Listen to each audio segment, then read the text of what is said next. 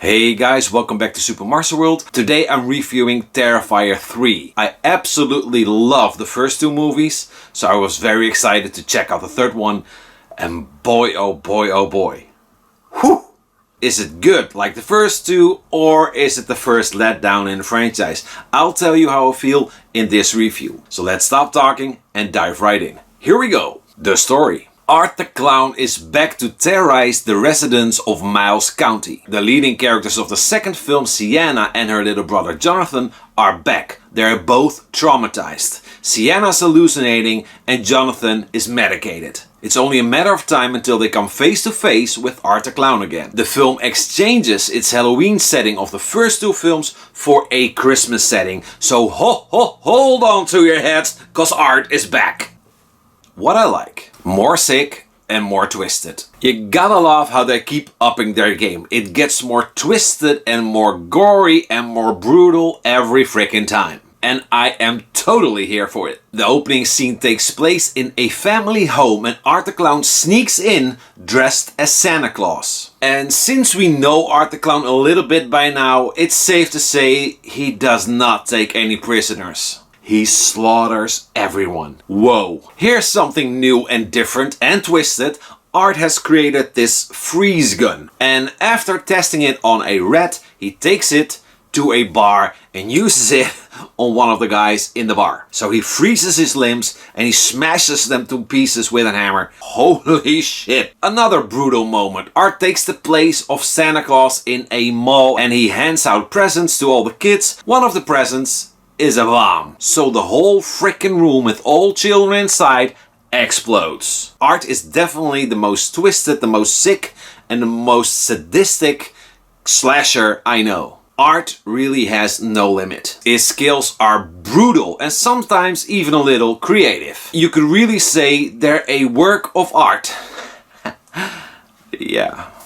Origins. This time around we learn a little bit about Art's origins. Apparently, demons sometimes try to get into our world, but they need a vessel. And not just any vessel, it has to be someone evil who's recently deceased. And in a recent interview, David Howard Thornton, who plays Art the Clown, said Art is human in the first movie. And at the end of the first movie, he becomes supernatural. But for this evil, there's also a counterpart, a chosen one. And that's Sienna, the final act. The final act is insane.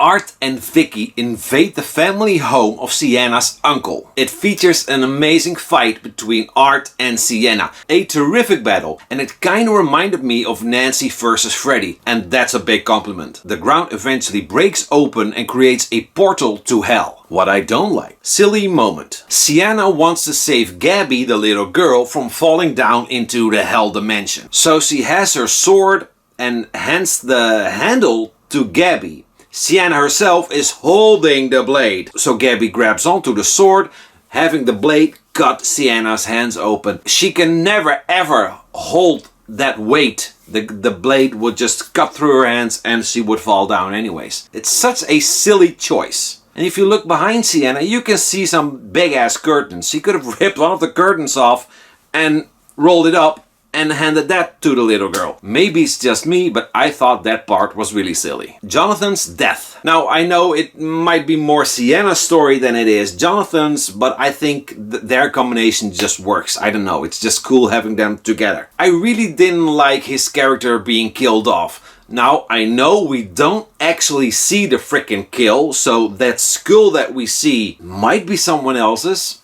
So hey, you never know what they might do in a part 4. Maybe writer-director Damien Leone has a trick up his sleeve or something planned out.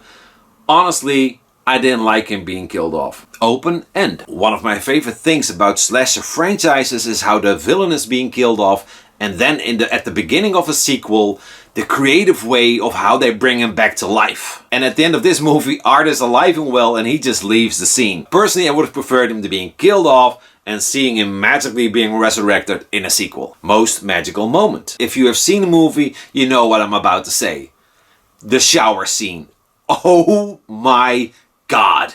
A cute couple is having sex in a shower and Art just bursts through their glass door holding a chainsaw and he sticks it anywhere he likes. Yeah, a brutal scene with awesome, gruesome special makeup effects. I love it. It's so good. Did you know? In a flashback we see Sienna with her father. Her father is played by none other than Jason Patric, and we know him from Speed 2, Cruise Control, Sleepers and The Lost Boys. Horror makeup effects legend Tom Savini has a cameo in the movie. You can see him on the TV talking about the explosion in the mall. There's also a small role for another familiar face of the genre, Clint Howard, the Ice Cream Man. We can see him as one of the dudes in the bar. Overall, you wouldn't believe it to be possible, but it's gorier and more insane than the previous two. Art really is the most twisted and most sadistic slasher I can think of. And as if him alone isn't bad enough,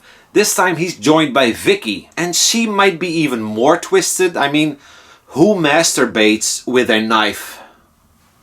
I give Terrifier 3 8 out of 10 chainsaws. So that's it for now, guys. Thanks so much for watching. Did you see Terrifier 3? Let me know below how you feel. We'll talk. If you have the time, hit the like button, subscribe, or maybe check out some of my other videos. You might like them, try them out. And of course, as always, I hope to see you back next time. Bye.